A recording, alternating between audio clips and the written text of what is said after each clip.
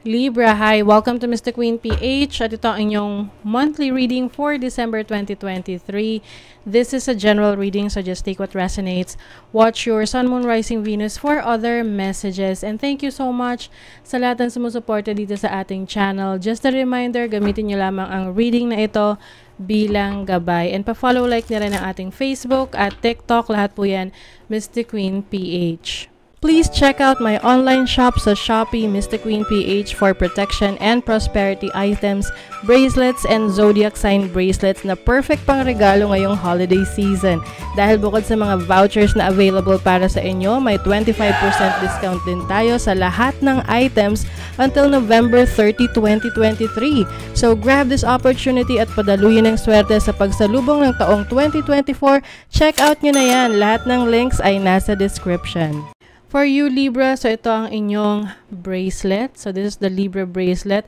Meron itong rhodonite, bloodstone, at blue apatite na nag-align sa energies ng mga Libra. So available to sa black na box. Meron din tayong white na box. So perfect pang regalo. Available pa rin naman yung naka-pouch. So you have other options when you buy these bracelets. Ayan. So available to sa aking Shopee. Link on the description. Ayan. So let's see, Libra, ano ang parating sa inyo ngayong December 2023? What is the overall energy for Libra? So, we have joy. Oh, happiness. Oo. It seems like, para sa iba sa inyo, pwede itong a bundle of joy, a source of happiness. Ayan. May magpapasaya sa inyo ngayong December. So, let's see your challenge. Ano yung challenge ng mga Libra? Lovers. Okay, so some of you maaring magkaroon kayo ng challenging situation sa inyong relationship, connections, romantic connections, or anything na malapit sa puso nyo, no? Pwedeng kahit ano to, trabaho, projects, no? Business. But what I see here is more of a romantic connection. So, I can clarify natin yan later on. And then, let's see your opportunity. Ano yung opportunity for Libra? Self-love. Oh, so you have an opportunity to focus on yourself, treat yourself well, treat yourself better. Ayan.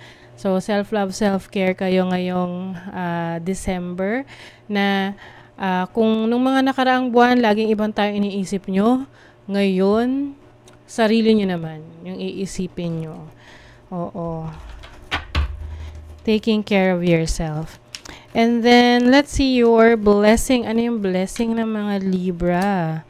Gratitude. Ayan. The more you become grateful sa mga blessings na nare-receive mo, the more blessed you will be. Okay? So, that's why, count your blessings, malaki man yan o maliit. You have to be thankful for that. So, let us see. Ano ba tong joy? Ano tong magbibigay ng happiness for Libra ngayong December? Wow, the world. Oh, ang happiness na to, pwedeng ano to, yung mga achievement mo sa buhay, no? Ngayong December, meron kang projects, business, or sa trabaho mo, meron kang achievement, may recognition ka, na kung saan you will feel na, uy, naabot mo yung goal mo na yon. Oo, kasi ang the world card is also about achieving something, and this is also like an ending, a culmination, no? Pagtatapos ng isang project, isang matagumpay na proyekto. So, maaring ngayong December, tamang-tama, no? Kasi matatapos yung taon, you feel accomplished. That's why, yan yung magbibigay sa'yo ng joy. Yung iba naman sa inyo, if you are planning to travel abroad or to move abroad, maaring ito ay mabibigyan na ng pagkakataon. Oo, meron na kayong chance to relocate or tumira sa ibang bansa, or ano, pwede ring travel to, no? Travel by the beach. Ayan. So, ano tong lovers? The Queen of Wands. So, as a challenge, possible na maaring pagdating sa relationship, mas mauuna yung yung inis. Or, di ba pag fire energy kasi is pag galit, mabilis siyang mag-express ng galit niya. Oo. So, maaring maging challenging sa inyo yung pagko-control ninyo ng emotions na pwedeng mag-result sa conflict with your romantic partner. So, mas maganda na kalmado ka lang. Oo. Let's see, what is self-love? It as an opportunity.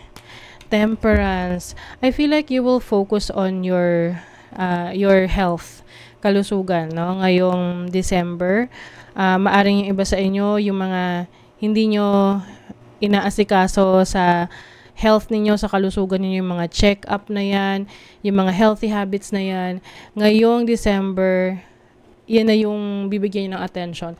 So, mas healthy lifestyle. And temperance is also about patience mo, no? Patience sa sarili mo and balancing and healing. So, some of you are healing yourself, you are healing physically, mentally, emotionally kasi mas mahal mo na yung sarili mo ngayon. Mas bibigyan mo siya ng tender, loving care. Okay, so what is the blessing? Ano tong blessing na to na ipagpapasalamat? Wow! Look at that. The 9 of Pentacles. So this is financial stability. Okay? Meron kayong financial freedom. You can take care of yourself on your own. I feel like yung iba sa inyo, you are so independent that sometimes you will think that you don't need other people na. Or yung iba naman iniisip nyo na kailangan meron kayong relationship to feel complete, but it doesn't have to be kasi as a blessing mas binibless ka in terms of your resources, your finances. So maganda ang December for you, Libra, pagdating sa career, sa trabaho, yung mga meron kang sense of achievement, no, sa finances mo, sa career mo. So that is something that you have to be thankful for. Okay? Kumbaga, count all your blessings and be grateful for that kasi the more grateful you are, the more blessed you will be. Parang sinabi ko na yun sa inyo kanina. Oo. So, let's see what else. What other messages? Ano pa yung parating sa Libra ngayong December 2023? I also see you na going to a salon, magpapaayos ng hair. Oo. Ipapamper nyo ang inyong sarili. You have the Ace of Pentacles. So, some of you merong bagong trabaho, bagong business, bagong career, opportunity na nag-open up. You have the Lover. So, this may be a new romantic partner for some of you. Yung iba naman, business partnership ito. May commitment kang papasukin. Oh, you have the Death card. This is transformation, endings, and new beginnings. So, I feel like yung iba sa inyo, pagdating sa trabaho, sa career, merong mag-open up na bagong opportunity sa trabaho, sa business, sa career ninyo. At yung iba, makikipag-partner kayo sa inyong mahal sa buhay or maaring isang taong napagkakatiwalaan nyo pagdating sa negosyo. Let's see what else. You also have the Queen of Pentacles. Wow. Ang ganda, Libra, ng December for you in terms of kaperahan. May stability. Yung needs nyo ay, your needs are all met. Kumbaga, yung mga pangangailangan nyo natutugunan yan or matutugunan yan ngayong December. So, you are also being asked to save more money, no? Hindi porket masagana yung pasok ng pera, puro labas na rin ng labas, no? So, syempre, kailangan you also need to save. Ayan, no? Meron siyang, treasure chest. Yan. So, you also have to protect your money, your resources. Okay? So, let's see what else for you, Libra. Ngayong December 2023 for Libra. You have Dragon. Beware of self-delusion. Yung iba naman, kailangan nyo i-ground rin yung sarili nyo. Kasi minsan, pag nag-over-imagine tayo ng mga bagay-bagay, minsan parang hindi na siya ganun ka-realistic or practical, no? So, bantayan nyo rin ang inyong mga plano. Oo. Someone working against you behind your back. Oh. So, be careful then with people na na nagfi-feed ng inyong illusions or delusions. Kasi minsan yung iba, tinitake advantage yan na, oh, you are so imagining a lot of things na ito yung mangyayari, but actually, alam naman nila na hindi siya realistic at this point kasi gusto lang nila na magkamali ka. Oo, so, be careful. And then, you also have someone is extremely stubborn and unwilling to change. So, maaring this is your energy na meron kang mga bagay na dapat mo na sanang binabago sa sarili mo, pero nagmamatigas ka pa rin na baguhin ito. So, yung change kasi importante rin yan. Lalo na kung alam mong mas mapapabuti ka dyan sa pagbabago na yan. Okay? So, you also have Jug. So, this is lighthearted, carefree time. So, yeah, I think this December talaga, you will have more time, carefree time, having fun by yourself. And then bouquet, compliments from an admirer. So, the more na you take care of yourself, the more na mas mapapansin ka ng ibang tao. And they will see your true beauty. So, mas lalo ka nilang i-admire. Baka magkaroon ka pa ng mas maraming admirers ngayong December.